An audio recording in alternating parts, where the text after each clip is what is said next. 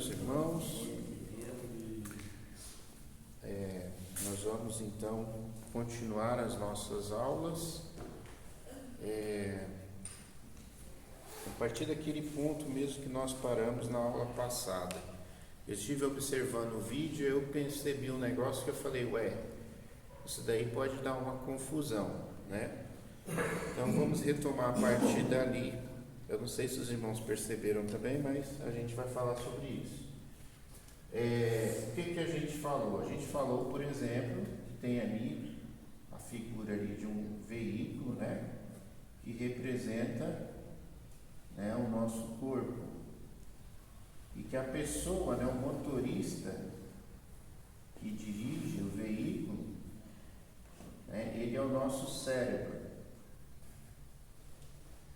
E a gente falou então que pode acontecer, né, de ter uma pessoa com morte cerebral, então esse veículo ele fica sem o motorista.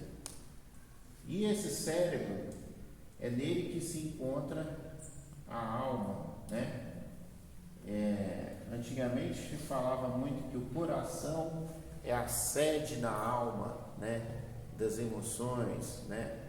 E a gente sabe que na Bíblia o coração, quando eles estão falando coração, na verdade eles querem se referir ao cérebro, porque nós sabemos que não é do coração que vem os pensamentos, mas sim do cérebro, né, hoje em dia. Então, alma e espírito é o que a gente tem tratado aqui. Aí, tudo bem, né? A alma e o espírito saiu, então está lá no céu agora, a pessoa morreu, mas esse corpo aqui ele continua vivo. E aí ninguém percebeu, ou pelo menos ninguém comentou na hora, que a Bíblia fala que o corpo sem o espírito ele está morto. Então, se a alma e o espírito estão lá no céu já, né, esse corpo aqui ele teria que estar morto, só que ele está vivo.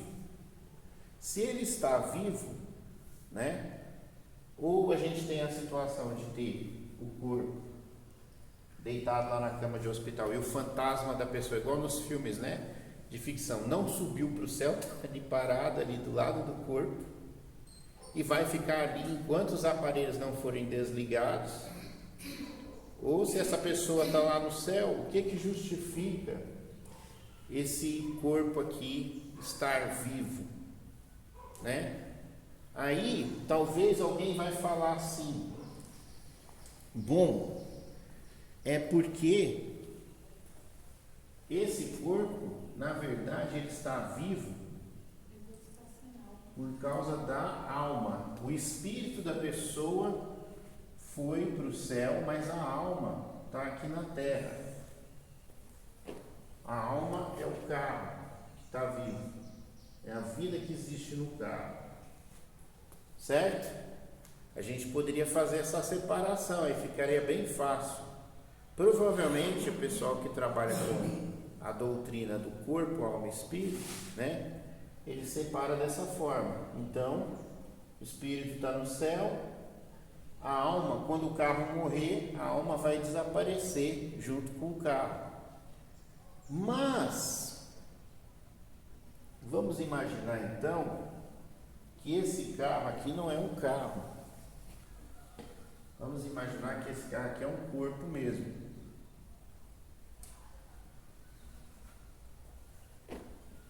Ele é o corpo de uma pessoa que está deitadinha aqui,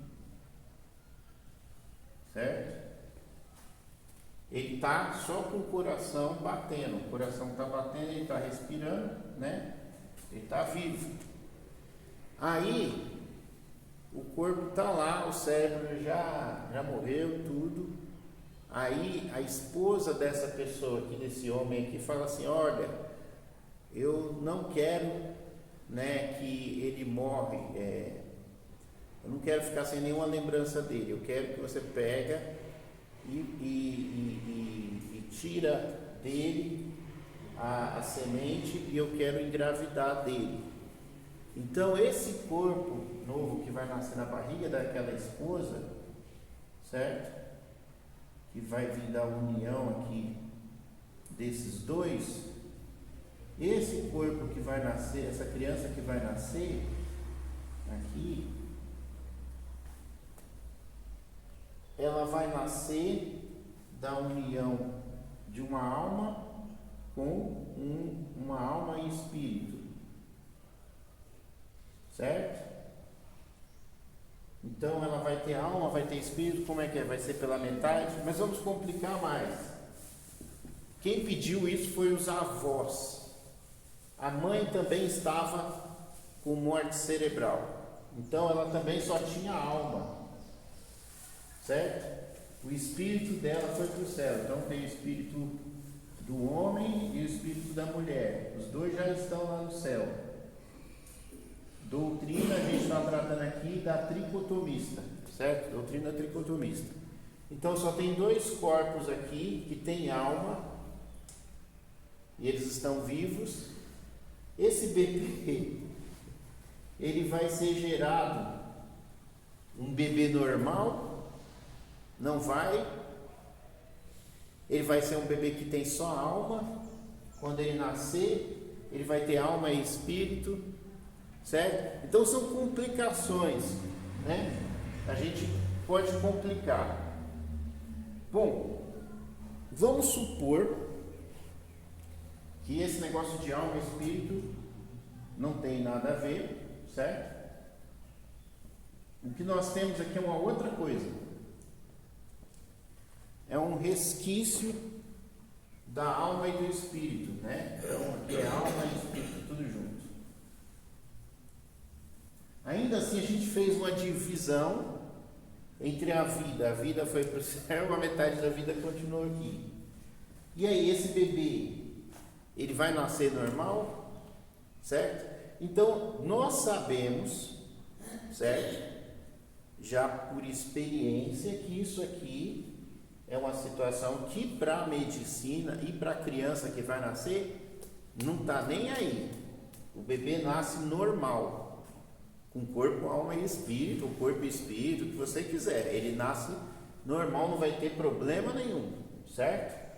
Então, essa questão aqui da consciência das pessoas terem partido para o outro mundo e o corpo que nós sobrou aqui, dos dois, não terem consciência, é irrelevante para o caso do nascimento da criança. Essa energia aqui que é resquício, né?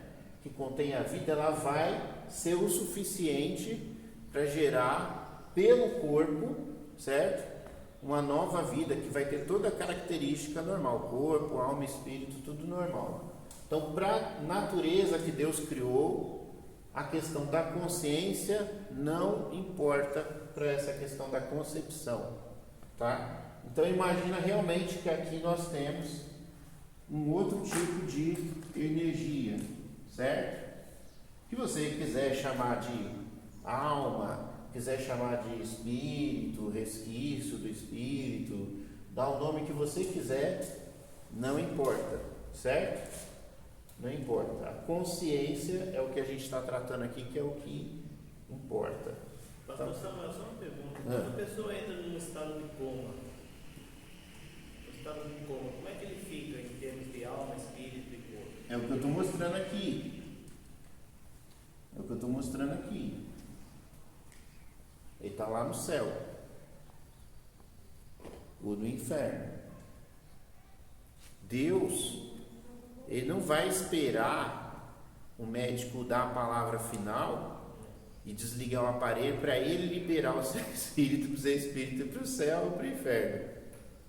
De uma vez que morreu o cérebro, a alma e o espírito. Sim, é isso que eu estou propondo para os irmãos, tá? Eu não sou o dono de toda a verdade, certo? Eu não sou o sabedor de todas as coisas. Mas nesse nosso estudo aqui, eu estou tratando dessa forma. Eu estou pensando, certo, junto com os irmãos, que a pessoa morreu, certo? O cérebro morreu, o médico abriu a cachola ali, retirou o cérebro, jogou fora porque está podre, certo? Ou não, deixou lá o cérebro apodrecido lá, não sei como é que eles fazem. A pessoa não vai mais voltar à vida, certo? Nesse momento que o cérebro ela vai prestar contas diante de Deus. Certo? Se você quiser chamar de alma, de espírito, do que você quiser, está lá no céu, prestando contas para Deus. O corpo continua vivo. Se pegar e fizer essa experiência aqui, vai nascer um bebê com toda a capacidade humana? Vai nascer. Certo? Tem mais alguém que quer alguma pergunta, pastor? Você tem um problema aí. Tem um problema. Qual que é o problema? Porque às vezes a pessoa fica em coma, não há exame de 3 anos, e depois ela volta. Sim, mas eu não estou falando de coma. Mas a pergunta do Miguel foi sobre coma. Você perguntou sobre coma? Não, coma é uma coisa. Você disse que era isso. Não, então vamos separar. Então, Vamos separar, vamos separar. Só para corrigir então.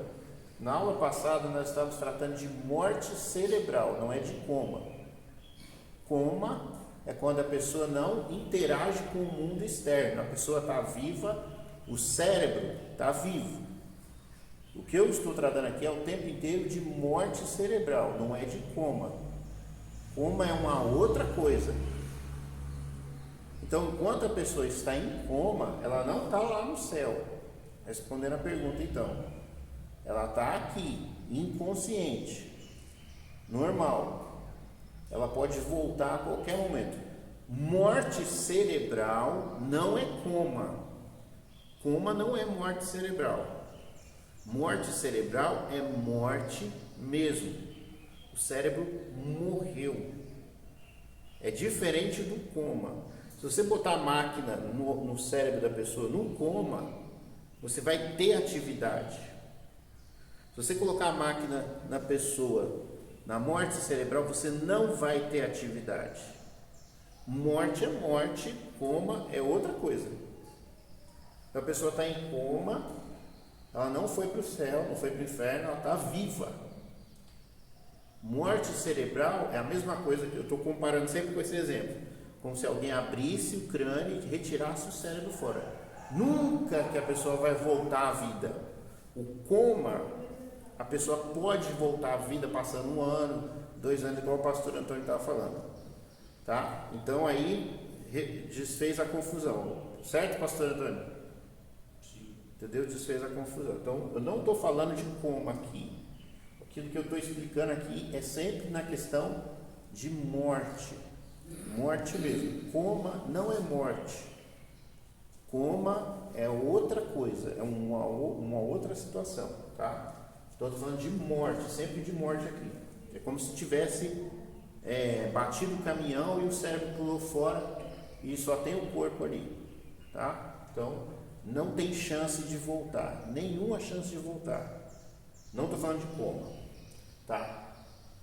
Tanto que quando a pessoa tem um AVC, eu já passei por várias. Os médicos disseram: querem doar porque não tem mais volta. Certo? Acabou. Então, veja bem. O que é? Vamos lá, desenhar aqui o desenho do cérebro. Uma nuvenzinha, né? O cérebro de frente aqui, ele é parecido com isso. 2 nuvenzinhas com umas ligações aqui. Um AVC pode ser uma morte de um pedaço do cérebro. Então, a pessoa ainda está viva, mas vai funcionar metade do corpo, por exemplo. Certo? Então, existem AVCs e AVCs. Pode existir um AVC que dê perda total nesse lado inteiro. E a pessoa continue viva e funcionando normalmente, somente com o lado esquerdo do cérebro. Aqui é esquerda, né? Direita. Quem tem a mão destra, mão direita, certo? Mão direita. Quem controla tudo é esse lado esquerdo, é invertido, certo? Então, se você machucar esse lado aqui da cabeça, sua mão direita, seu lado direito do corpo para de funcionar. Se você machucar o lado direito do corpo, é o seu lado esquerdo que para de funcionar. Então, a pessoa perdeu o lado esquerdo, certo? Mas não afetou em nada. Ela continua viva normalmente. Pouca coisa, certo? Pode acontecer isso. Metade da cabeça já era, mas ainda assim a pessoa está funcionando. Eu não sou médico, eu estou só dando uma ideia aqui. Se a pessoa perder tudo isso aqui, eu ainda vou falar que ela está viva. Se ela perder mais um pouquinho, eu ainda vou falar que ela está viva, certo? Então, eu quero que vocês entendam. Se você pegar documentários, vocês vão ver que tem pessoas que não têm uma parte do cérebro e a pessoa vive, certo? Nós temos uma menina lá no Crispim, ela vai viver hoje seus 22 anos, ela foi atropelada e caiu uma parte e levaram para o hospital e a mãe juntou a massa encefálica dela. Aí todo mundo disse que acabou, a menina vai morrer, mas ela está lá. Sim. Só que ela é meio pocadinha, mas está lá. As coisas, nós temos uma capacidade muito grande, né? O ser humano é incrível, certo? Bom, então, questões ficam para lá, não tem problema, certo? Mas vamos voltar ainda mais um pouquinho. De novo, veículo, carro. Seu corpo é um carro. Chegou aqui, você estava ali tranquilamente ali, chegou um cara bem fortão, te empurrou para o lado do passageiro e assumiu o controle do carro. Então aqui nesse momento, nesse carro tem duas pessoas, certo? Essa pessoa aqui está dirigindo aqui o volante aqui do carro, certo? Isso aqui é um caso de...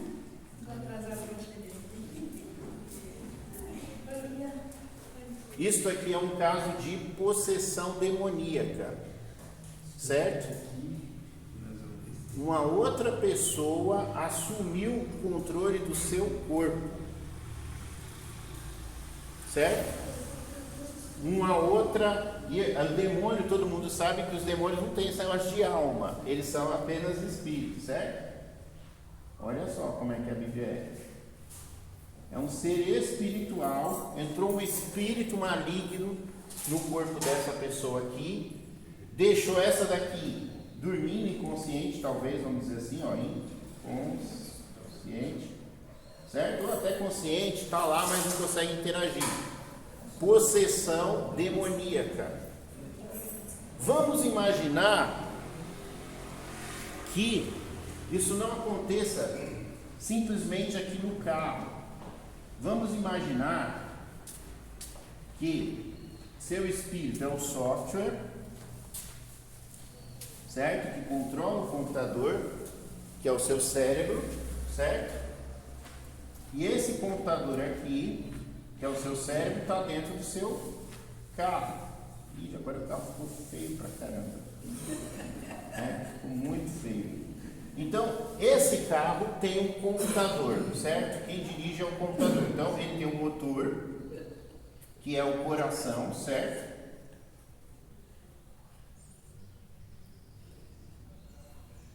O computador, a gente sabe que é o cérebro,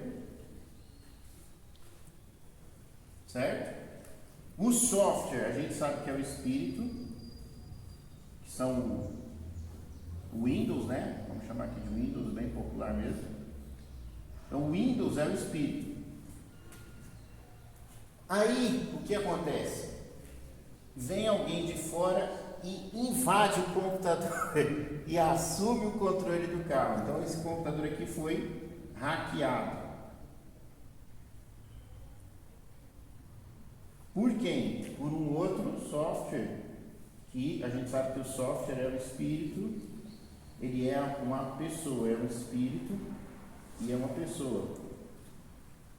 Ou seja, desde antigamente a Bíblia já trabalha com esse conceito de ataque hacker.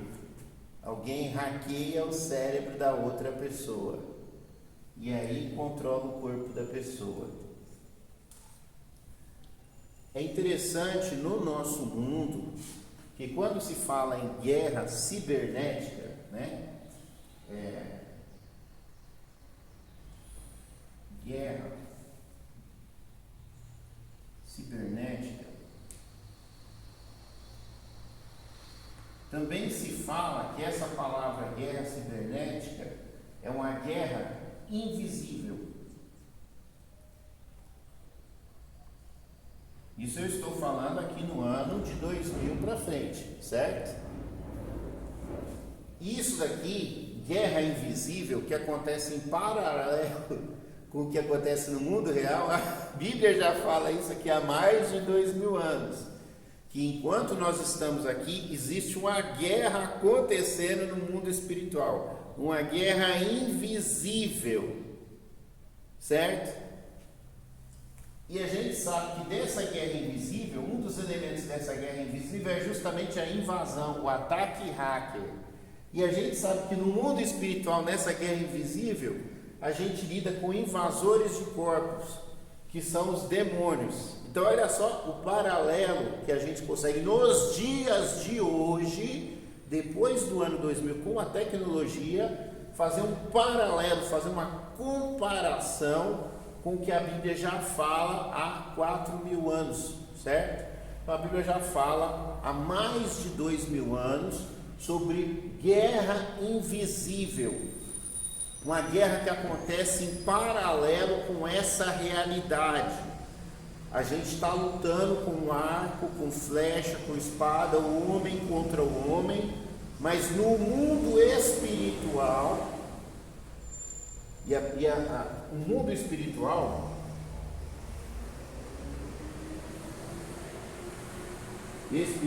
né? Vou colocar espiritual aqui, Espírito Santo não, espiritual. Qual que é o paralelo que existe com a nossa realidade hoje, com a nossa cultura de hoje? É um mundo virtual. Você tem duas realidades nesse momento por causa da tecnologia. Você tem um mundo físico e você tem um mundo virtual. O que é um mundo virtual? Ele é um mundo que é formado por software, e software a gente fez uma comparação com o espírito, certo?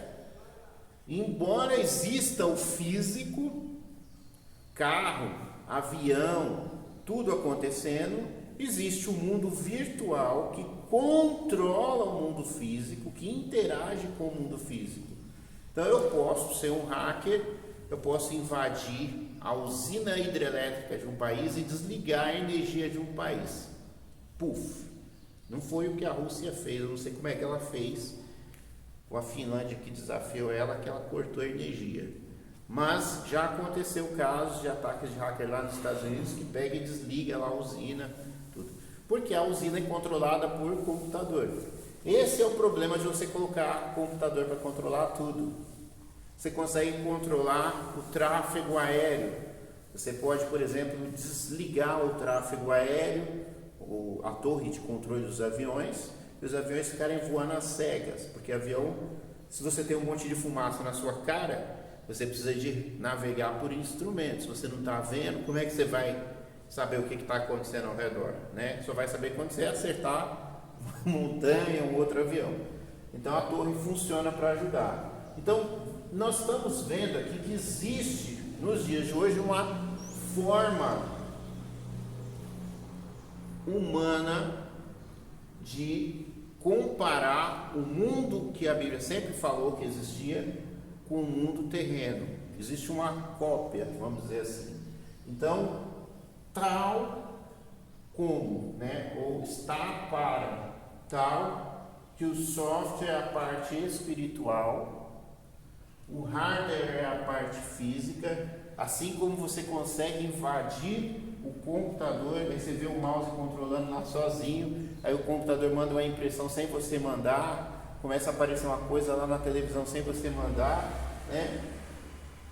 Essa invasão, se nós considerarmos o ser humano como uma máquina, o cérebro como um computador, essa invasão já é descrita na Bíblia há mais de 2000 anos, certo? É a batalha invisível, que a Bíblia sempre diz que existe, que ocorre no mundo espiritual, que é um mundo paralelo, uma realidade paralela. Aquilo que a gente faz aqui, como é que Jesus falou?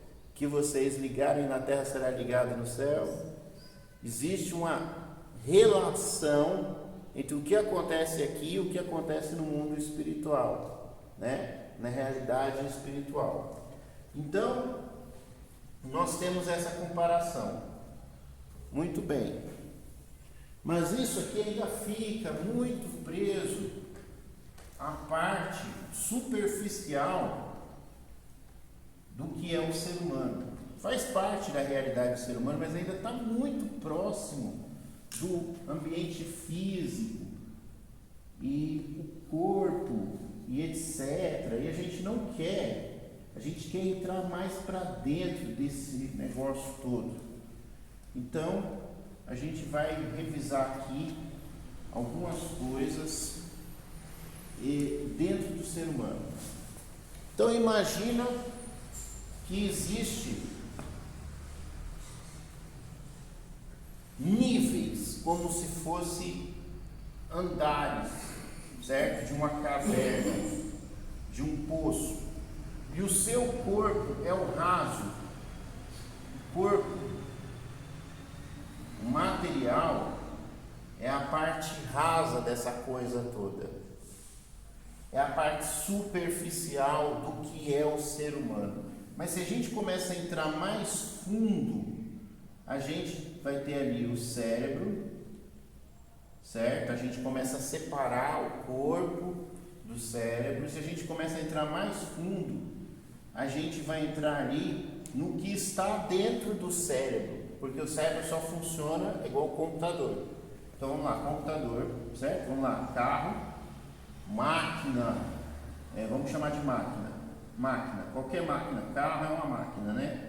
Então pode ser um navio, pode ser um ônibus espacial, pode ser um avião que voa com, como é que chama lá, avião quando ele voa sozinho? Piloto automático. Piloto automático, hoje em dia os carros têm piloto automático. Então a máquina é um robô, pode ser um robô, pode ser um corpo de robô. Hoje em dia, no caso, temos robôs. Robô, vamos chamar de drone. Drone une bem os conceitos todos, certo? Máquina. O cérebro a gente sabe que é um computador.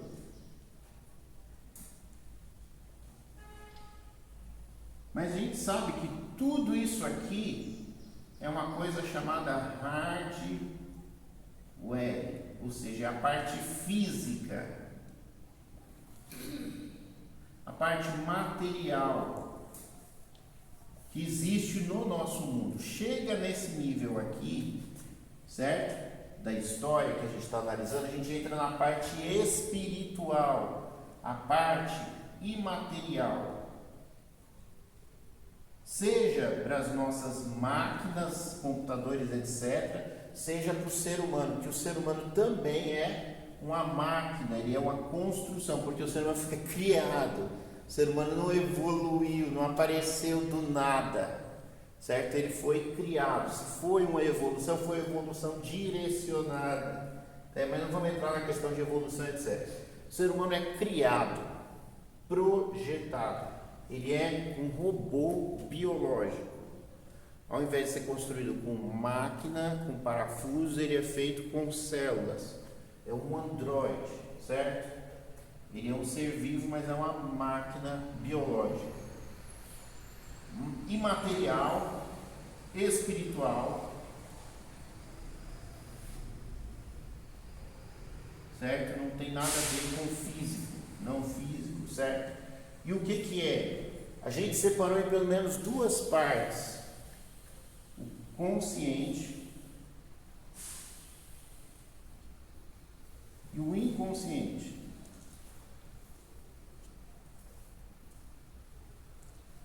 E aqui é o que? O software, certo? Software. Então a gente sabe, nós sabemos que o software, a parte espiritual, certo? Ele é o que? Ele é um conjunto de códigos. Eu escrevo ali a programação do computador. Então, se eu vou, por exemplo, colocar o carro no piloto automático, certo? Existe carro que anda sozinho.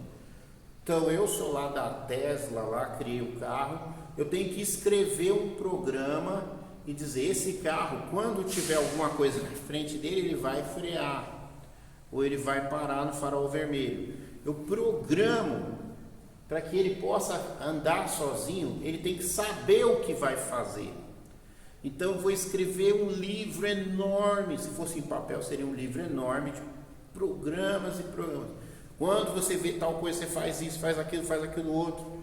Um programa de computador, ele é um negócio mais ou menos assim. Por exemplo, ele tem um início, ele tem um fim em algum momento, certo?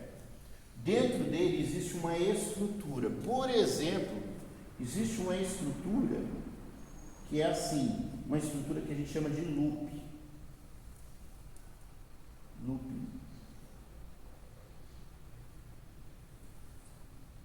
Que é o seguinte: começou o programa, eu coloco uma condição: se tal coisa for assim, você vai fazer dessa forma.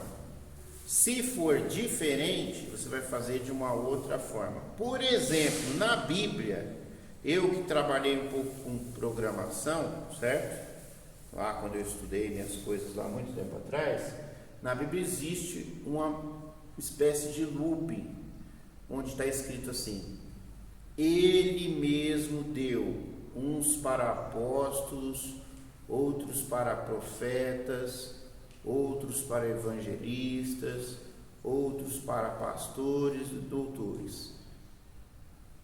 Condição: até que todos cheguemos à plena unidade da fé e do conhecimento do Filho de Deus.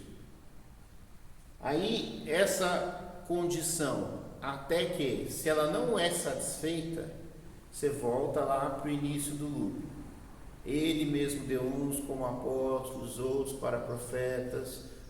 A forma como está escrito lá, um programador lendo aquilo lá, ele fala: isso aqui é um programa num loop, numa estrutura de repetição com a condicional. Então, ou seja, enquanto a igreja não alcançar a maturidade, Deus sempre vai determinar que existam pastores, evangelistas.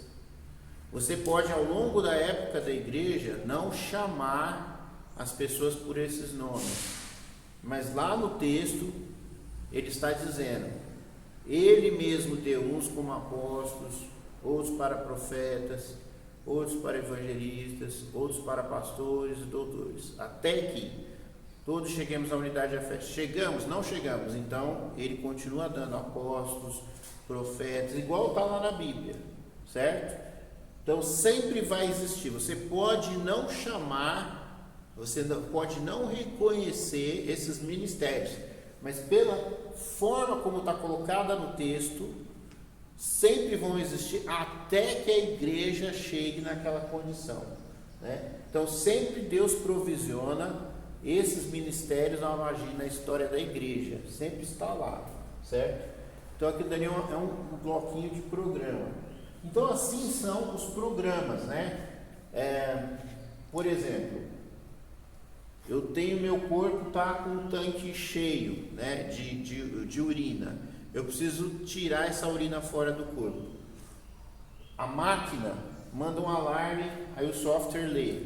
Aí o software lê e fala assim: olha, está cheio, precisa esvaziar, tirar esse componente sujo aí, esse líquido sujo.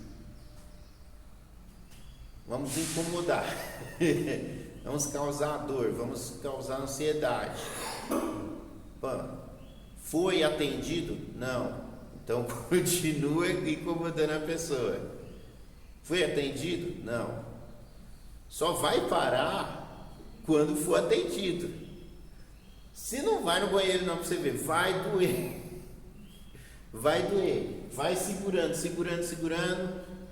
Aí tem uma outra sub-rotina lá. Se não for atendido e chegar em tal nível crítico, liberar não importa o que seja, colocar como prioridade. Certo? Então, Tudo isso tá. Então, por exemplo, tantas horas, vários alarmes tocando, mandando a pessoa dormir. Software checa, não dormiu, por quê? Porque está fazendo uma coisa muito importante, né? Condição não foi atendida, né? A pessoa está determinando que tem que continuar a atividade. Aí níveis lá de hormônios para manter a pessoa acordada, a partir de tal ponto começa a diminuir. Não importa se a pessoa quer ou não, vai botar ela para dormir. Não interessa, é a sua máquina, o seu corpo, a sua programação. O problema nosso como ser humano é que essa parte da programação a gente não controla. Então você não pode ficar acordado o tempo que você quiser. Existe uma parte de você que vai fazer você dormir. É responsável pela vida que você não controla. Ela bota você para dormir. Então, no seu consciente, você pode ter esse conflito aqui. Você pode ter esse conflito aqui.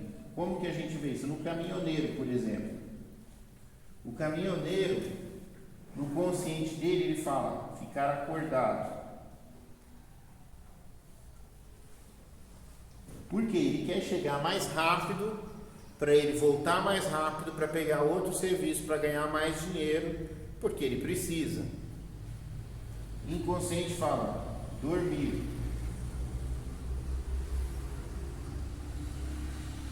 São programações, necessidade de dormir. O corpo, o cérebro, estão mandando sinais. Software vai mandar dormir, consciente vai mandar ficar acordado. Aí o que vai acontecer? Um dos dois vai ter que controlar, vai ter que vencer. Quem vai vencer? Esse aqui, o inconsciente. Então você está lá, você não quer chorar no cemitério, você chora. Você não controla as suas ações, as suas emoções.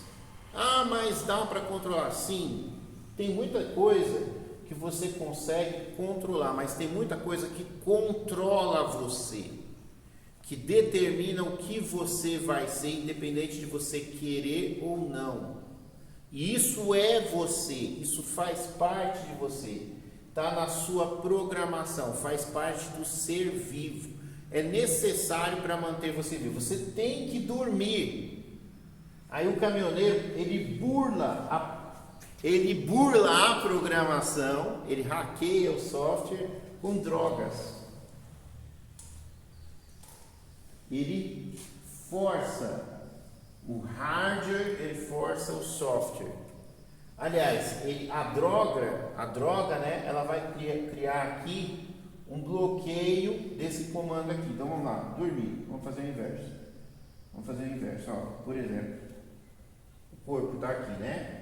O dormir, ele quer chegar lá no corpo e mandar o corpo dormir, certo? O corpo está aqui, ele quer mandar dormir. A droga vai criar um bloqueio para esse comando não chegar, então o corpo fica acordado, certo? Literalmente, a droga vai criar um bloqueio para esse comando. Literalmente, biologicamente, quimicamente, ela vai criar um bloqueio. Não vai chegar lá, seu corpo vai ficar acordado. Engana o seu cérebro. Engana o seu cérebro. Você não precisa dormir. O cérebro diz para o corpo: continua trabalhando. Continua trabalhando. O que vai acontecer? Vai acontecer um acidente. Vai acontecer um desastre. Porque a ordem natural foi quebrada. O comando natural necessário para proteção. Isso aqui é um sistema de proteção, né? Então, isso aqui é vamos dizer aqui, a parte de segurança.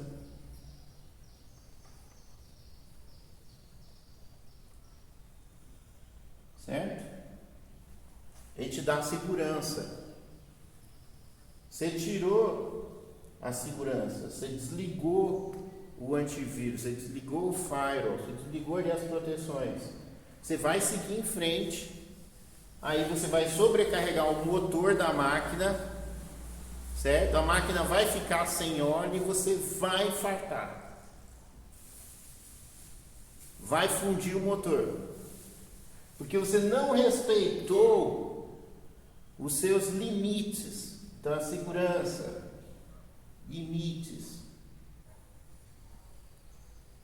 E aí a gente vai falar nessa situação que o corpo pede. E a gente generaliza, a gente sempre fala o corpo, que a gente sente no corpo. Mas tem a ver com o seu cérebro, tem a ver com o seu inconsciente. Tá? Então sim, existem dois de você. Existem dois de você. Eu vou repetir de novo para ficar bem claro. Existem dois de você.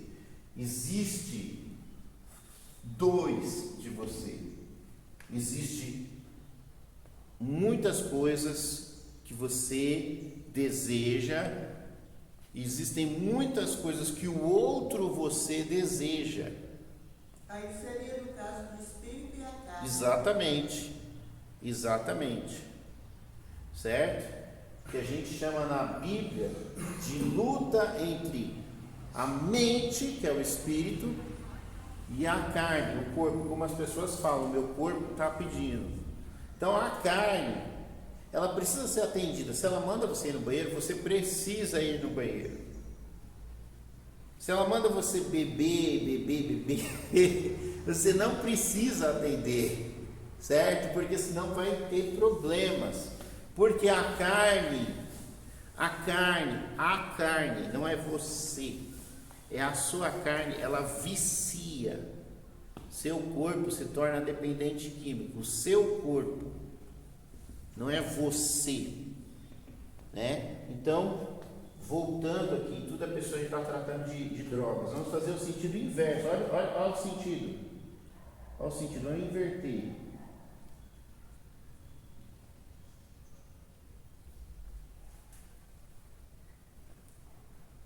Da mesma forma que tem pessoas que atribuem tudo ao diabo, né? Sim, é isso que eu quero que os irmãos entendam. A gente nem está com a questão do diabo aqui, certo? A gente nem está com a questão do diabo. Mas parece o diabo. E a Bíblia vai tratar como se fosse um diabo. Porque a Bíblia vai falar que isso aqui tudo está no campo do natureza terrena, animal e diabólica. E vai falar, é o pecado que habita em mim que faz as coisas, que manda eu fazer as coisas. Eu, com a minha mente, com o meu espírito, eu quero obedecer a Deus, mas a minha carne, ela quer fazer o que é errado. Então, o caminho inverso, o seu corpo está dependente químico, ele traz lá um alarme que vai entrar aqui, que controla tudo, certo? E daqui ele vai ceder, certo? E ele vai falar para você, pro eu de cima aqui, ó, tem que beber. E aí aquele eu de cima vai falar assim, não, você está louco? Eu já tomei todas, já não, eu estou dirigindo, estou de carro, né? Não beber. E aí começa a briga entre consciência, eu estou falando crente, não crente, não importa. Consciência, não quero beber. Mas eu bebo, por quê? Porque aqui é mais forte. Olha, é o íntimo do ser humano, a parte mais lá profunda do ser humano, tem muita força. Pastor Samuel, quando o apóstolo Paulo dizia assim, que o bem que ele queria fazer, ele não fazia. Exatamente. E o mal, que Exatamente. ele não queria fazer, ele fazia. Exatamente. Ou então estava sempre à frente dele, né? Sim. Como é que a gente pode controlar isso? A gente não pode. Não pode. Sem Deus, Sem Deus, né? de forma milagrosa, você é refém de você, da sua carne. Da carne, porque aí é uma luta da carne com o espírito. Sim. Por que a gente não pode vencer a carne? Então aqui está muito organizado, mas vamos lá. Pode vencer com a ajuda de Deus. É, somente com a ajuda de Deus, mas. Está muito mas no organizado nosso aqui. no nosso querer, assim, a gente não. Vamos voltar Parece lá que para o não desenho. sai, né? A gente sabe que é só Deus para a gente Ó, conseguir vamos vencer voltar. esse trabalho. Voltar lá para o desenho do carro.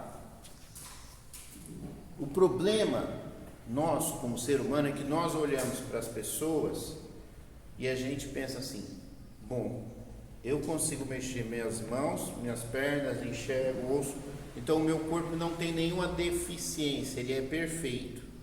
O problema é que todos nós, depois do pecado, somos deficientes físicos. Nós somos imperfeitos, nós temos um problema congênito. Nós nascemos, não tem uma operação, não tem um remédio que vai consertar isso. Nós nascemos com esse problema congênito, certo? Patológico, uma patologia. E não só meu corpo, mas o meu cérebro é afetado. Então, quando eu estou aqui, certo? Consciência.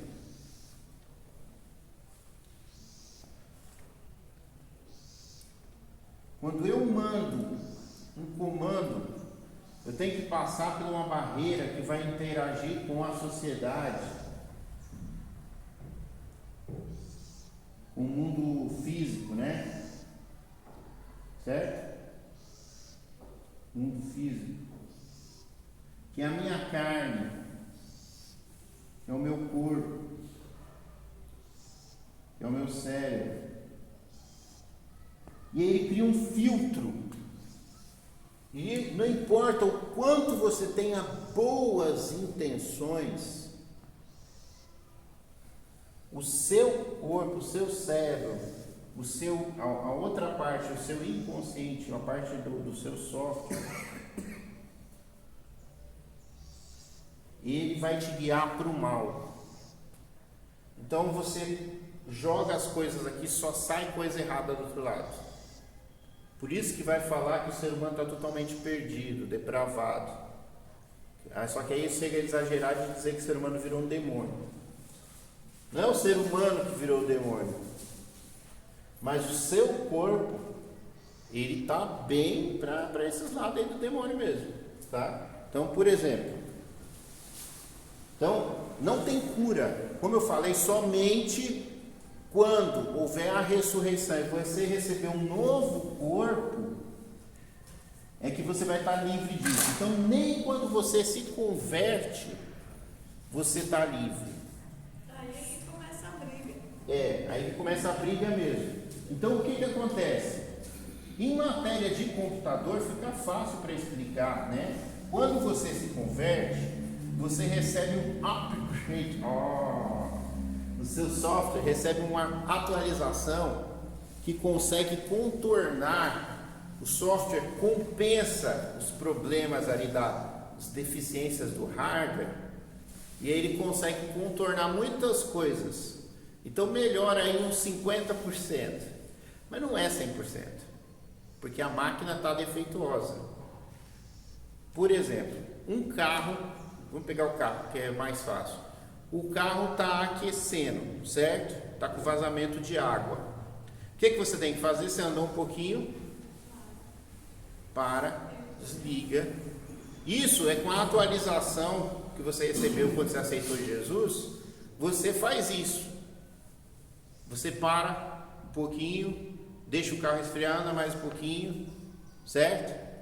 O carro não está consertado, mas você tem uma inteligência que sabe como o carro funciona e te guia a parar e desligar o carro e deixar o carro esfriar. Deixa a carne esfriar, senão você vai perder o controle, o carro vai ferver. Deixa o carro esfriar, anda mais um pouquinho, e você vai chegar lá com toda a dificuldade do mundo. É isso que o Espírito Santo faz, que o novo nascimento faz? Coloca uma inteligência capaz de lidar com o problema. Mas sem essa inteligência, a maioria das pessoas funde o motor, porque vai com o carro superaquecido, o carro vai ferver, vai explodir lá, vai pegar fogo, sei lá o que vai acontecer. Então o carro, imagina aqui o carro de frente, aqui é o teto do carro, tá? Aqui é o para-brisa do carro, certo?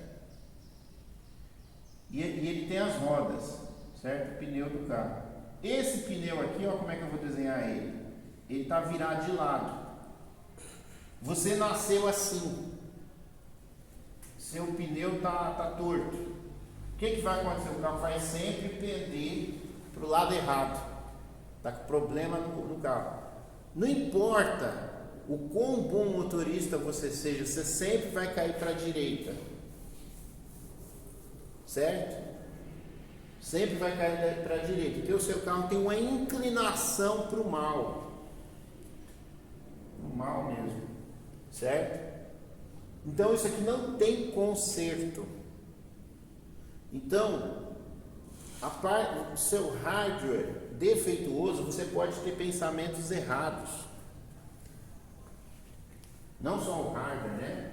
Mas afeta o software, não vai funcionar legal dentro do hardware. Quando a gente tem um hardware, né, uma tela de computador que a máquina está com defeito, o software dá parece umas coisas estranhas, abre coisa quando não deve, aparece uns desenhos esquisitos na tela. Então, esses pensamentos todos, coisas ruins que vêm, eles vêm dessa interação com a sua carne contaminada pelo pecado, defeituosa, certo? Então, mas tem os textos da palavra de Deus, lá em Gálatas 5, andai em espírito e jamais cumprireis a conquista da carne. Isso, porque a carne milita contra o espírito, exatamente. contra a carne, para que não façais o que quereis. Mas se sois guiados pelo Espírito, mas isso daí, a solução. isso daí, eu ainda não cheguei nessa parte, porque eu ainda estou tratando do ser humano não crente, do ser humano geral, não crente, tá? Então o não crente, Para o crente a receita é Gálatas 5. mas eu não quero tratar com crente agora é não crente. O não crente, ele é refém, pronto, não tem escapatória. Ele vai fazer o que é errado. A gente está tentando entender o que é essa imagem de Deus, certo? E a gente precisa olhar para o que é uma pessoa que está sem Deus e uma pessoa que está com Deus e tentar ver nessa pessoa não crente, bonequinho aqui que ficou feio pra caramba, e o crente também tem ali o bonequinho, o quanto por cento de Deus um não crente tem e um quanto por cento de Deus um crente tem, certo? Então é isso que a gente quer pegar. O que aumentou? Porque daqui para cá houve um aumento, foi para o lado do mais. A pessoa se converteu, ela se encheu de Deus. Mas a pessoa não crente, ela tem alguma coisa de Deus. Essa alguma coisa de Deus é a imagem de Deus. Foi por isso que Deus morreu por ela, porque ela é, no final das contas, um ser que foi criado à imagem e semelhança de Deus. Então a gente está querendo descobrir o que é essa imagem de Deus. Então a gente quer tirar fora essa questão do pecado. A gente quer identificar o que é pecado, o que não é, de onde que vem os problemas, certo? A gente quer saber, a gente tem que separar o que não é imagem de Deus, não imagem, certo? De Deus, e o que é a imagem de Deus. Então, quando uma mãe tem um bebê e ela pega e cuida desse bebê, o amor de mãe, aquele instinto, aquilo dali vem do lado do pecado ou é a imagem de Deus?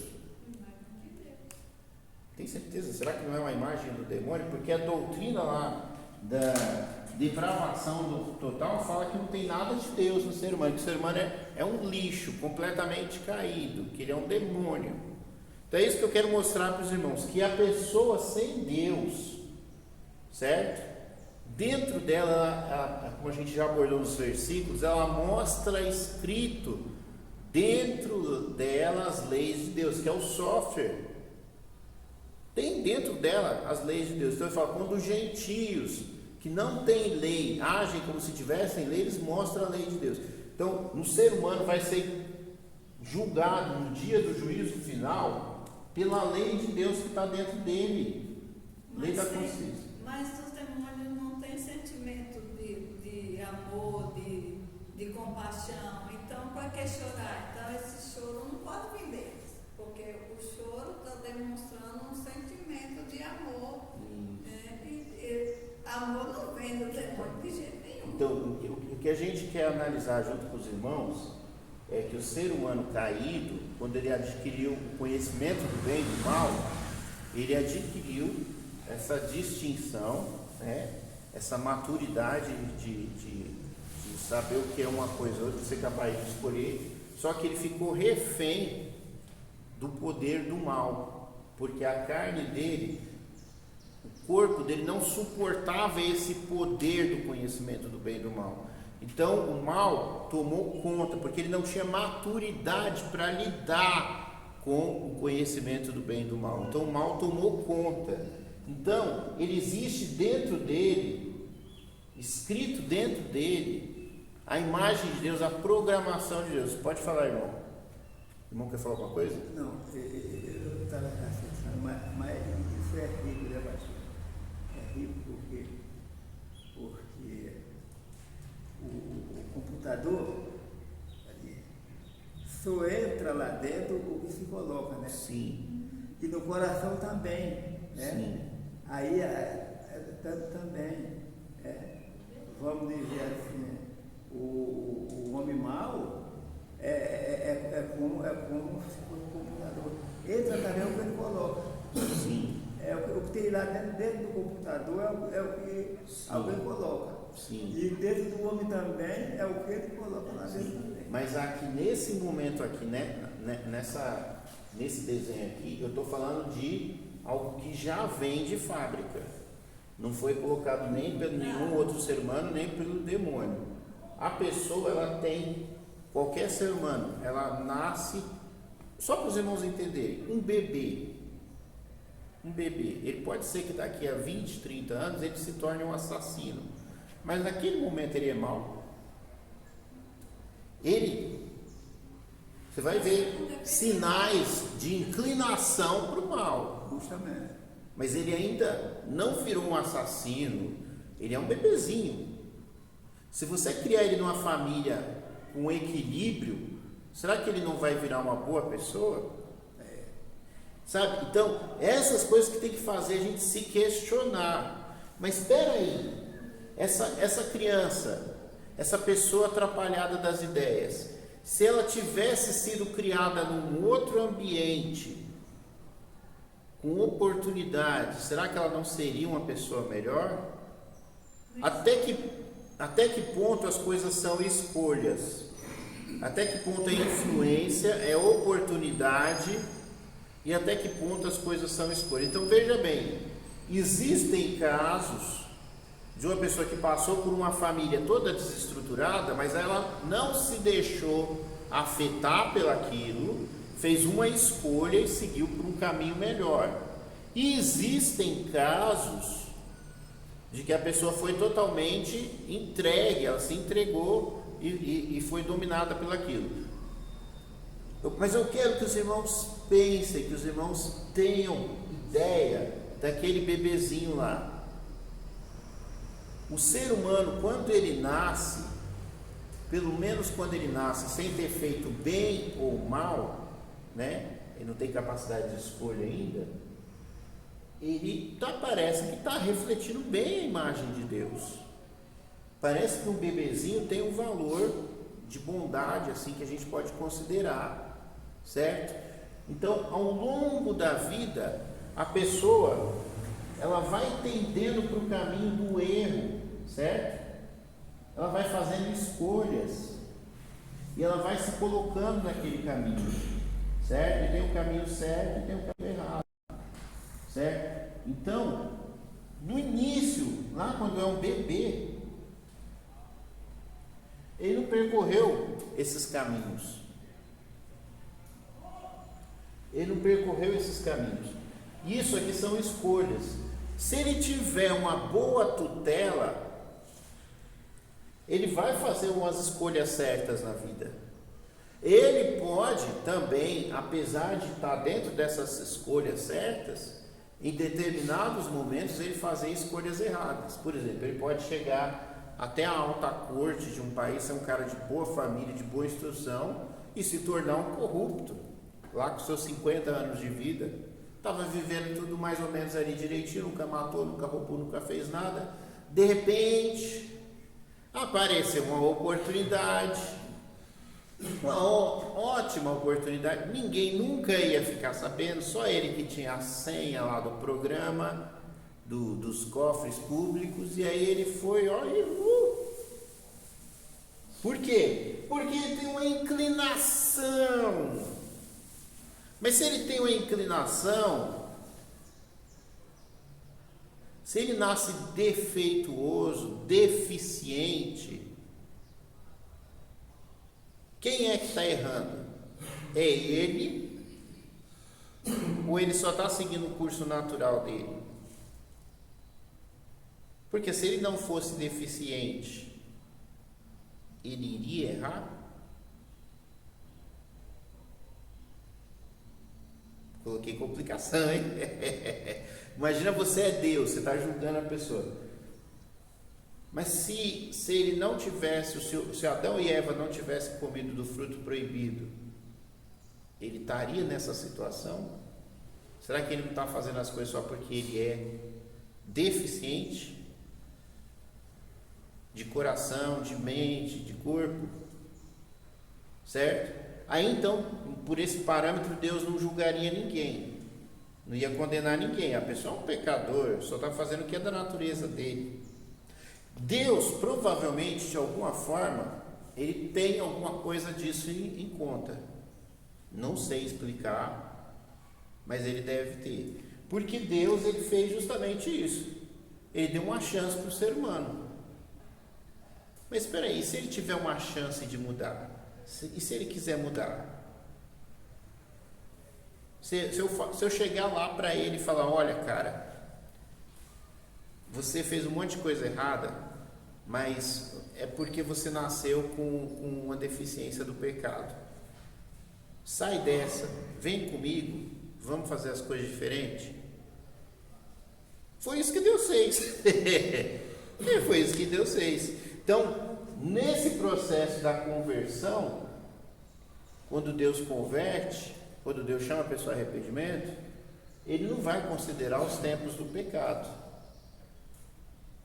Ele considera, você fez errado porque você já tinha uma tendência para isso.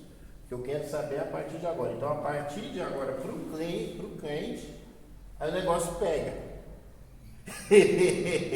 aí fica complicado. Então, o crente, ele está consciente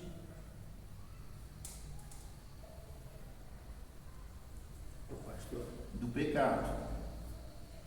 Ele, teoricamente, ele peca porque ele quer. Porque ele não é escravo. Ele não é um cara que está seguindo a natureza inconscientemente, não sabe por que é assim. Ele tem uma escolha. Ele recebeu uma escolha. Esse daqui não recebeu uma escolha. Então Deus, de uma certa forma, ele olha com esse olhar. É lógico, como eu estou te mostrando aqui, que desse lado aqui, com o não crente, sempre vai ter as escolhas. E as pessoas vão se condenar pelas escolhas. Uma das escolhas é que Deus sempre está falando com eles, vem para cá. Então talvez a pessoa nem vai ser condenada por esses pecados aqui, mas por rejeitar a Deus quando Deus chama. Tá? Mas eu não quero entrar no mistério do julgamento de Deus. Isso é com Deus, não nos interessa. O que interessa é saber o quanto de Deus uma pessoa que não é crente pode ter. O irmão queria fazer a pergunta? É interessante a gente observar bem, né? Que a lição e pessoas. Né? Tem pessoas que mudam. Pessoas que mudam. Né? E tem pessoas, infelizmente, ele não muda. Ele não muda. Às vezes, eu não sei porque, o traje de infância, um vírus, podemos dizer assim, Sim. que ele não muda. A gente, com esse conhecimento, o nosso conhecimento não é para julgar as pessoas. Isso não nos compete. Isso aqui é o juízo de Deus. Quem conhece os mistérios é Deus. Não nos compete julgar as pessoas. O que eu quero me atrever aqui, no máximo, é identificar, talvez na forma pura, o que eu conseguir, o quanto que tem de imagem de Deus, o que é a imagem de Deus na pessoa que não conhece a Deus, antes da conversão, para a gente saber o que somou, o que a pessoa ganhou, tá? Então, pegamos o exemplo da mãe. A mãe já é uma pessoa adulta. Tem mãe que joga o bebê no lixo. Mas a gente sabe que o pecado afeta a mente das pessoas. Então eu não vou entrar na questão do juízo, dos julgamentos. Mas o que eu quero é a mãe que ama. O amor de mãe é alguma coisa de Deus? Parece que a gente tem sempre uma resposta positiva para isso. Que quando a gente vê coisas boas na humanidade, coisas, obras de arte, vindo de pessoas crentes ou não, mas principalmente o nosso objetivo aqui é olhar o não crente, a gente vê que existe valor no ser humano, e esse valor se deve ao próprio Deus. Existe algo de Deus na humanidade caída, mesmo atolada no pecado. É capaz, por exemplo, a gente tem o caso do juiz iníquo lá que Jesus citou. Tinha uma velhinha, certo? Injustiçada, pedindo para o juiz julgar a causa dela. O juiz não queria julgar, certo? Mas aí ele julgou, apesar dele ser mau e cometer um ato de justiça. Então, só para não ser incomodado. Então, existem leis na sociedade que não conhece a Deus. Olha só que interessante. No mundo, uma sociedade que não é de Deus, que não tem nada a ver com a Bíblia, existem leis para se estabelecer as normas na sociedade. Não é porque as pessoas são boas, é para que possa haver harmonia. Só que a harmonia é uma coisa de Deus. Por que a sociedade do homem que não tem Deus, porque existem locais que é só de gente que não conhece a Deus, que não quer sair. Por que existe leis? Por que existe organização? Por que se constrói? Por que um assassino consegue lá na prisão fazer um quadro bonito, uma obra de arte?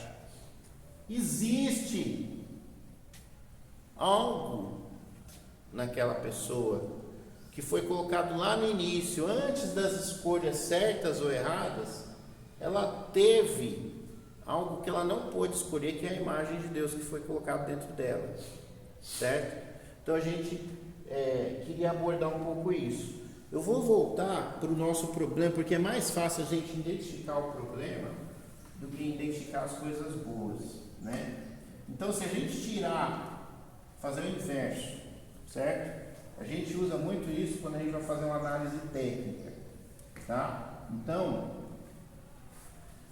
eu não sei a extensão do que é certo, mas eu posso focar e fechar naquilo que é errado. O errado é o que é mais escandaloso e chama a atenção. Então eu isolo aquilo que é errado, e todo o resto, independente das dimensões que forem que eu não sei, eu vou considerar como imagem de Deus. Então o que tem de errado?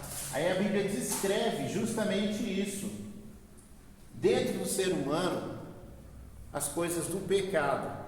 E ela identifica que o erro todo está na natureza, na inclinação para a carne. Então o que aconteceu? Quando a pessoa, o ser humano, caiu na desgraça do pecado, é como se a carne, não é como se a carne, é assim, houve um desequilíbrio, se perdeu o limite nos desejos, por exemplo, sejam eles quais forem, se perdeu o limite.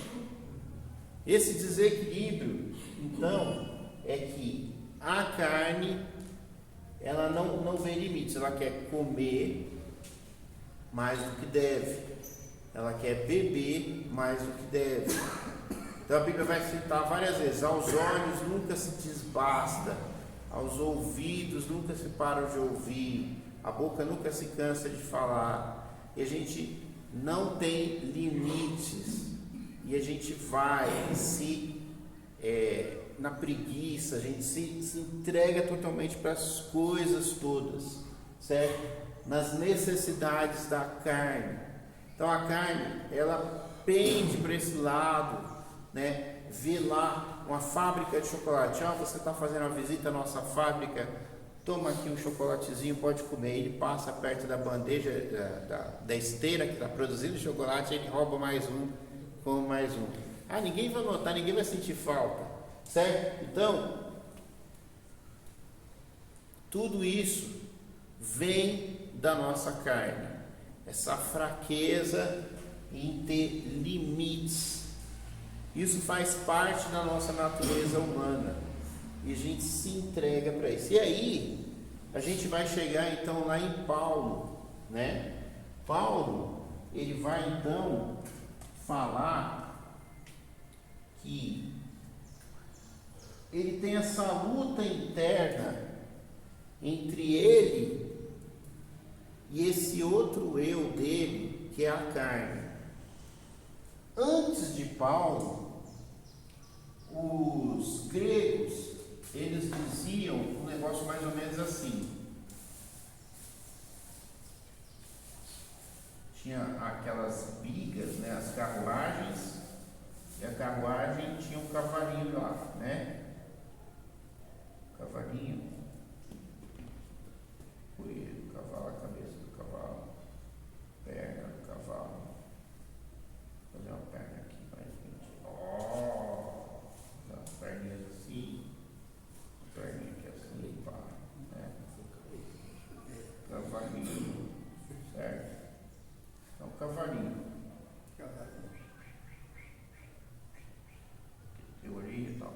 Então, eles falavam, eu estou falando de gente que não é crente, eu estou falando do mundo grego.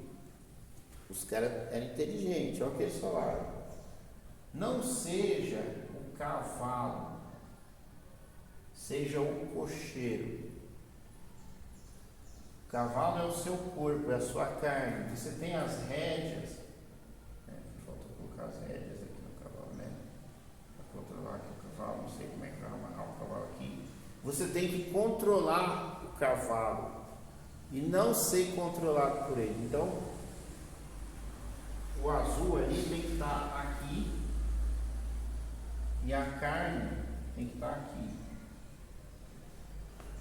E você tem que controlar os seus desejos. Você tem que ter autocontrole. Você tem que ser um cocheiro e não um cavalo, certo? Então, depois vai ter uma outra que vai ter 2 cavalos. Isso tudo antes de Freud. Lá 3.000 anos, 2.500 anos atrás, na época dos gregos. né? Vai ter 2 cavalos, né? E você tem que controlar. Então, eu falei sobre carro, eles trataram como cavalo, Freud tratou como cavalo. E eu usei nas nossas aulas o exemplo do cachorro.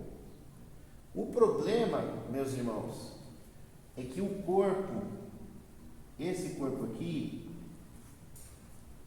a carne, a mente, ela tem vontade própria. É como se fosse aqui um carro, um computador próprio, certo? Ele tem um computador próprio dele. Então ele tem vontade própria, ele tem escolhas próprias. Por isso que é forte. Só que isso daí faz parte de você, mas só que é uma coisa que fica totalmente oposta. Então, eu vou dizer, esse exemplo aqui fica bem bacana, é como se dentro de você, né? Então isso aqui, dentro de você, eu vou colocar aqui o símbolo do igual, né? Dentro de você, internamente, houvessem 2 de você realmente. Um lado animal e um lado racional. E você realmente tem que tentar dominar essa fera, porque ela tem vontade própria.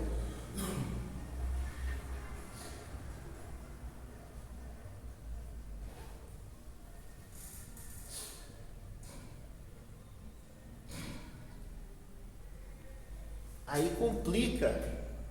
É como se dentro do seu corpo tivesse uma outra pessoa, ou realmente um demônio que vai tentar fazer as coisas erradas. Só que você tem que controlar ele. Então o seu corpo, ele tem vontade própria. Se você deixar, ele te faz de cavalo, ele monta em você e te controla. E é você, a mente racional, que tem que controlar o corpo.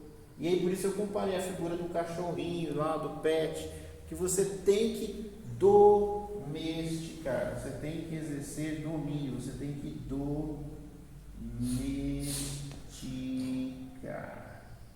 Literalmente, o mesmo processo que você faz com um animal, o seu cachorro, você treina e domestica o seu cachorro para usar o banheiro, aquele mesmo tipo de treinamento você aplica para a sua carne.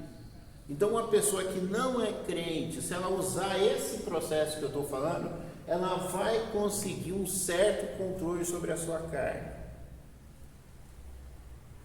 Existem pessoas não crentes, ricas, poderosas, muito bem sucedidas, e elas têm domínio sobre a carne. Elas não bebem mais do que... você não vai achar ela caída com bêbado por aí. Elas não mentem, só mentem quando necessário. Isso é complicado da gente entender. Você vê até pessoas morais, certo? É lógico, vai chegar algum momento que ela vai pegar e vai fazer alguma coisa errada, porque o ser humano faz coisas erradas. Mas não quer dizer que existem pessoas que não são crentes, mas elas controlam os desejos. Talvez elas não controlem o mal em si, né? Elas continuam errando, mas elas controlam os desejos. São pessoas muito bem conscientes, muito bem controladas. Então existe, 2 extremos. Existem pessoas não crentes que domesticaram o seu corpo. Existem um outro caso de pessoas que se deixaram dominar. Então, por isso que você que é crente, você vai ver as pessoas perdendo a fé numa religião e tudo, porque elas encontram um sucesso na autoajuda, na psicologia, numa outra religião qualquer. Traz um conforto mental, ensina uma disciplina, e a pessoa consegue se suceder bem na vida por conta disso. Ela não vai alcançar a salvação da alma, mas ela vai ter uma vida regrada e confortável, até o ponto dela falar: eu sou uma boa pessoa, eu nunca matei, nunca roubei, Não é que ela não odeia, olha só a diferença. Por isso que Jesus chegou e confrontou os religiosos. Jesus falou: você nunca matou, mas você odeia o seu irmão. Aí lá no apóstolo João, na carta de João, lá em 1 João, vai falar: aquele que odeia, ou é Tiago, odeia seu irmão é assassino, certo? Ou seja, não se vê, ela tem domínio próprio, você não vê externamente o pecado, mas Jesus chegou para mostrar que até os religiosos eram seres carentes de Deus, pecadores, porque dentro do coração as pessoas matavam os outros, ela odiava, ela não estava livre do mal, ela podia controlar o corpo, mas ela não controlava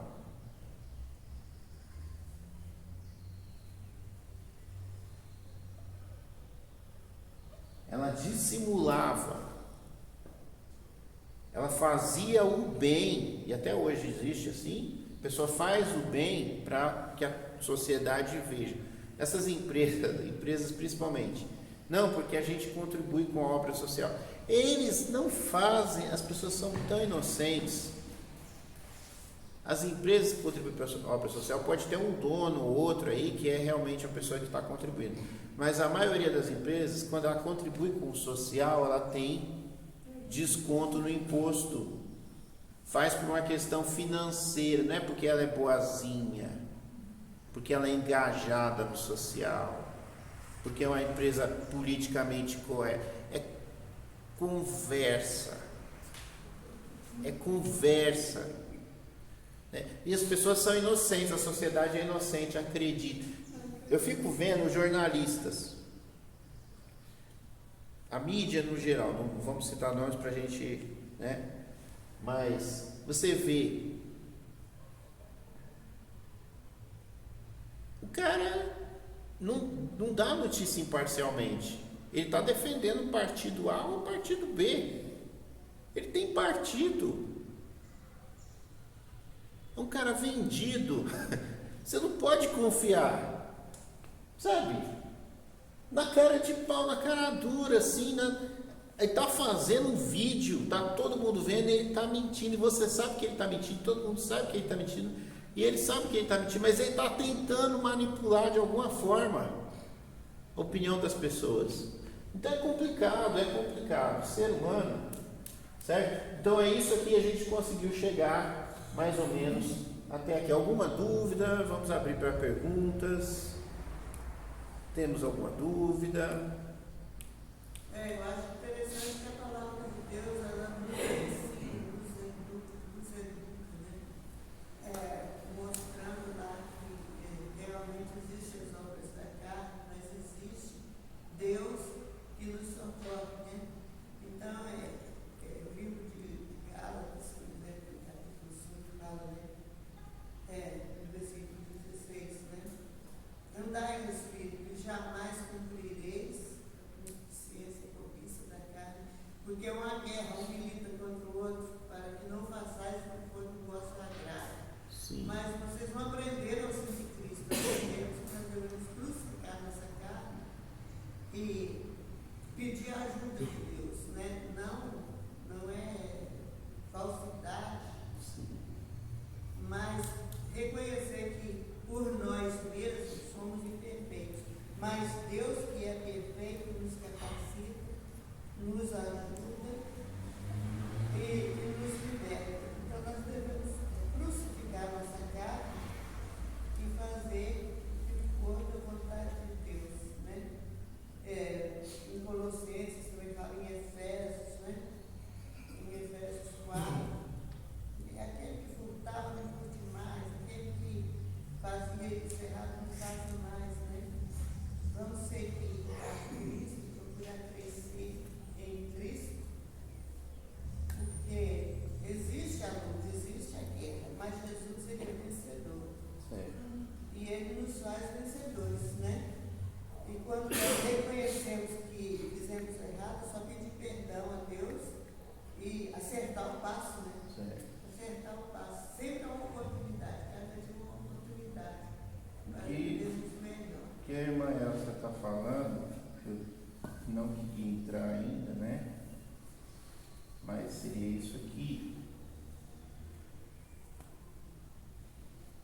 que ao invés de 2, a gente tem 3 dentro da gente.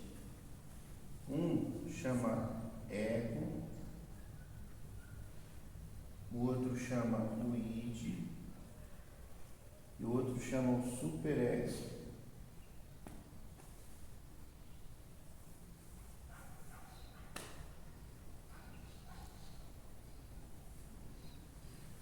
Então, às vezes na internet você vê uns memes que um é anjinho e o outro é o diabinho, né? Então, no ser humano, não importa ele se é crente ou não, ele tem uma consciência, ele tem ali uma moral, certo? E ele tem ali uma parte que é imoral.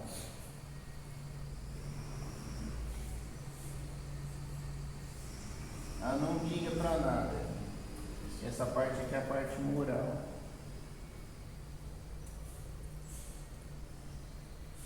E ela tem que equilibrar entre uma coisa e outra. Isso não quer dizer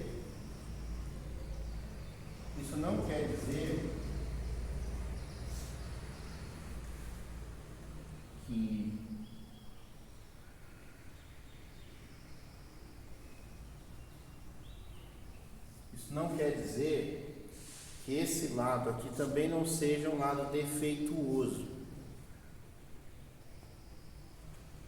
O defeito abrange a todos. Isso aqui pode ter coisas exageradas.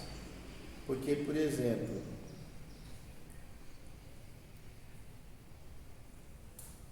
na religião você vê muito disso. Você chega, no caso que alguns pastores citam e tal, que já está na internet, já que é o caso, o marido chegou para o pastor, o marido e a mulher chegaram para o pastor e foram conversar com o pastor. Aí eles falaram, né, a gente tinha tantos anos de casado, falaram, não, a gente nunca tirou a roupa um na frente do outro.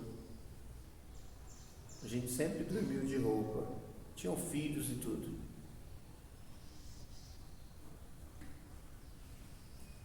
Tá errado, né? Coisa totalmente problemática, né? Então, existem essas coisas. Então aqui, a gente já falou o que seria a carne, né? A gente já falou sobre esse ser que tem que decidir as coisas.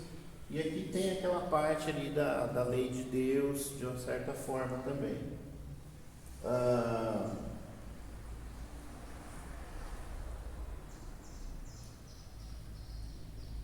por isso que Cristo veio, né? Porque o ser humano, ele não é perfeito. Isso. Então, por isso Jesus morreu no nosso lugar. Aquele que aceita a morte de Cristo, aceita viver segundo a vontade de Deus, então ele vai ter um progresso, ele vai sentir paz. Porque o ser humano, ele ficou caído por causa Deixa eu do fazer pecado de Adão. fazer um outro desenho aqui. Fica mais fácil de entender. Não vai ficar fácil de entender. Se não fosse Jesus, ele estava frito. Vou fazer assim. Imagina que aqui esse núcleo é o inconsciente.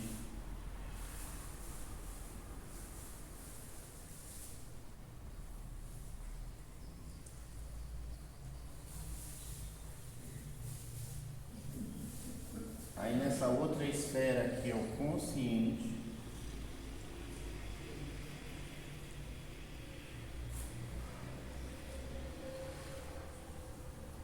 E nessa outra esfera aqui já é a carne.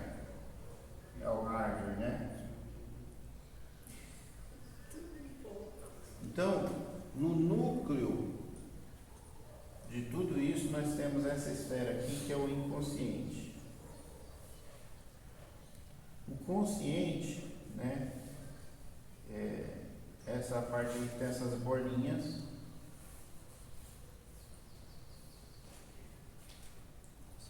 e a carne e essa parte que tem o X.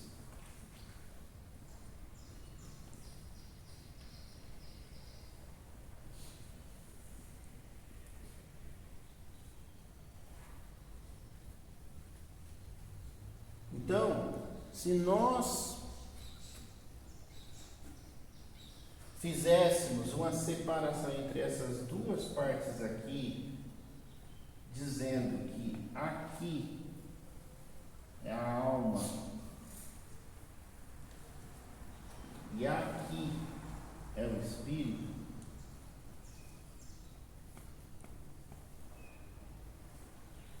o espírito é o centro de tudo, o âmago da alma, a gente pode pegar aquele versículo, acho que de Romanos 8,16, que fala: o Espírito de Deus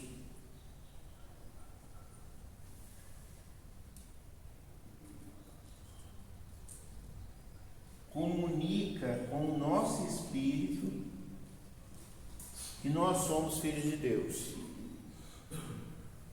Então a intervenção divina do Espírito Santo se daria nesse campo aqui. Ele comunica com gemidos inexprimíveis, que não alcançam o consciente, o racional. Tá? Então, ele atua no cerne. Toda a estrutura da mente humana, quando a criança nasce, ela nasce apenas com esse núcleo. Conforme ela vai crescendo, ela gera o eu. Ela gera o eu. Como se fosse, em computação, seria uma máquina virtual chamada eu. Aí, a máquina virtual chamada eu, ela gera uma outra máquina virtual dentro dela chamada super-eu. Isso tudo está dentro aqui do consciente. Então, como é que eu vou explicar isso de novo, né? Aqui a gente tem a carne, né? A carne é o eu quero. Não, a gente está separando aqui. Então, você teria aqui. É porque no desenho eles fazem a mistura. O eu, o id, o superego, né? O ego, o id, o superego, eles envolvem essas coisas todas aqui, certo? Mas, eu quero dizer que uma coisa, vou fazer aqui do lado aqui, ó. Id, né? É o primeiro andar. O ego é construído em cima do id e o superego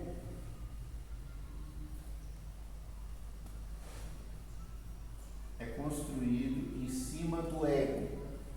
Uma coisa gera outra coisa. Então, o ego, ele nasceu do id e o superego nasceu do ego. Tá? Então, primeiro só existia o id, depois surge o ego dá origem ao superego, tá? Então, o espírito agiria bem lá no centro de tudo, criando uma nova estruturação dessas coisas todas. E aí, a gente coloca umas máscaras, tá? Então, vou fazer uma carinha aqui, ó.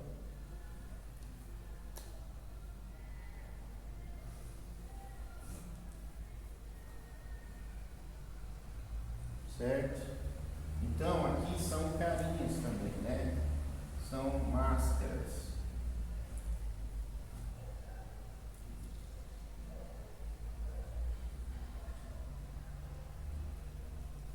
Certo?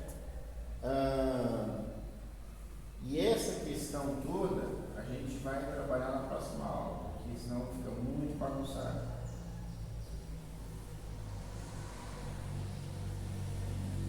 E a máscara, tá? Então, a gente quer chegar na imagem de Deus. E o ser humano só comunica com Deus porque ele é uma pessoa. Só que a pessoa, a ideia de uma cara, de um rosto, de uma face, de uma máscara, certo? Ela varia. Eu posso ser uma pessoa na igreja, eu posso ser uma pessoa no trabalho, eu posso ser uma pessoa diferente na família. A gente parece que vai trocando de máscaras. Então a ideia que eu quero mostrar primeiro é que a máscara, o rosto, se ela está triste, se está alegre, se está feliz, ela pode ser alterada. Então, praticamente, a persona, ela não tem uma identidade fixa. Ela é mais do que uma identidade, uma identificação. Ela tem uma identidade no trabalho, ela se relaciona naquele trabalho, então ela gera uma identidade. Na família ela gera uma outra identidade. Então como é que você vai conhecer uma pessoa?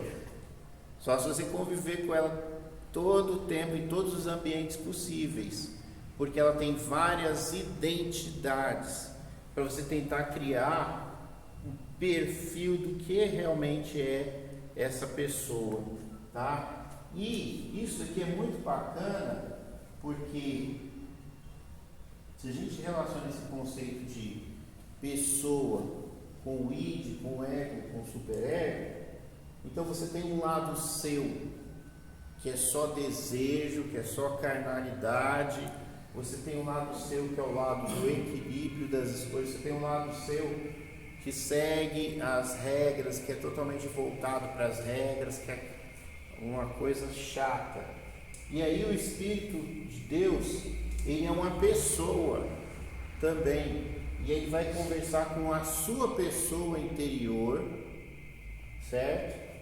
E ele vai trabalhar com a sua pessoa interior para reconstruir essa personalidade quebrada e distorcida, fragmentada que a gente tem, praticamente para que a gente deixe de ser uma pessoa aqui, uma pessoa ali, uma pessoa aqui, outra pessoa lá, e passe a ser uma pessoa correta, uma coisa só, uma coisa saudável, né?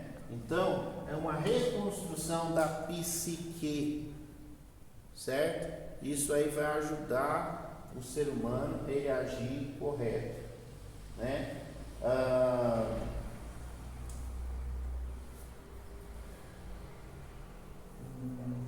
Deixa eu ver como é que eu vou falar isso.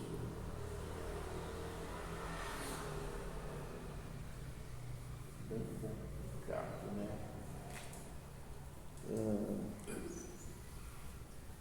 São coisas bem complexas.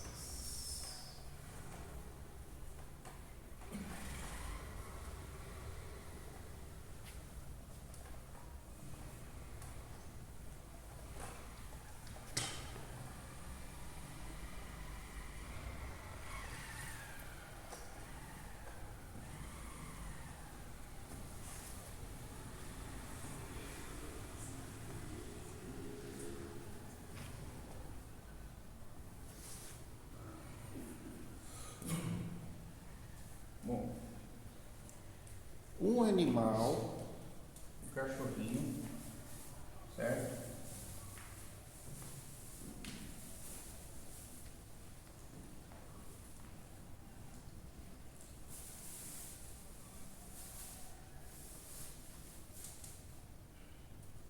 Menor, cachorro. Esse é mais um urso.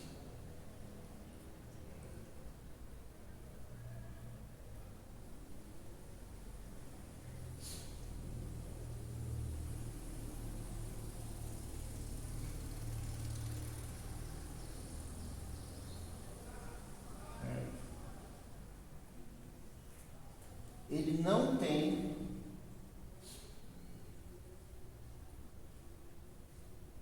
uma persona, ele não tem uma máscara, certo? Um ser humano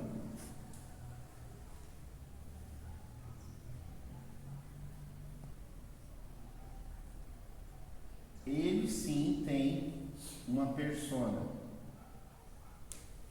Deus, quando ele se revelou para o ser humano, ele se revelou com 3 máscaras: Pai,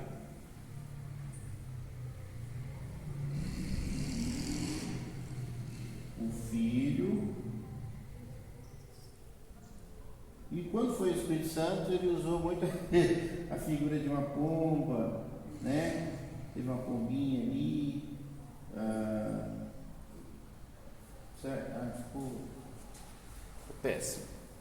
Bom, usou vários símbolos, várias coisas diferentes para descrever o Espírito: vento, água, fogo, certo? Mas vamos colocar uma outra carinha aqui: Espírito Santo.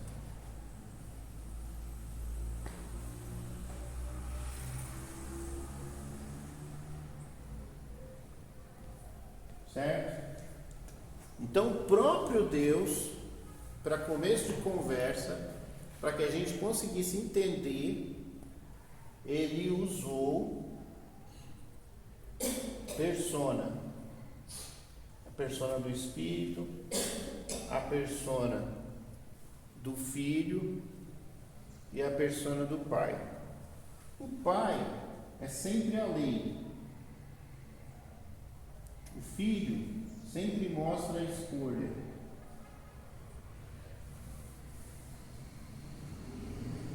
E o Espírito Santo, ele não tem uma linguagem compreensível. Ele tem intenções, a Bíblia vai falar. Intenção do Espírito.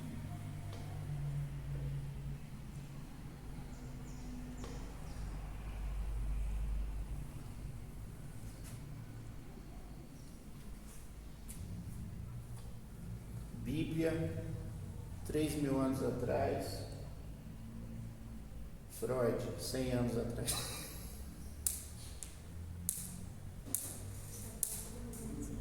Acabou, né? Tá bom, então, por enquanto é só.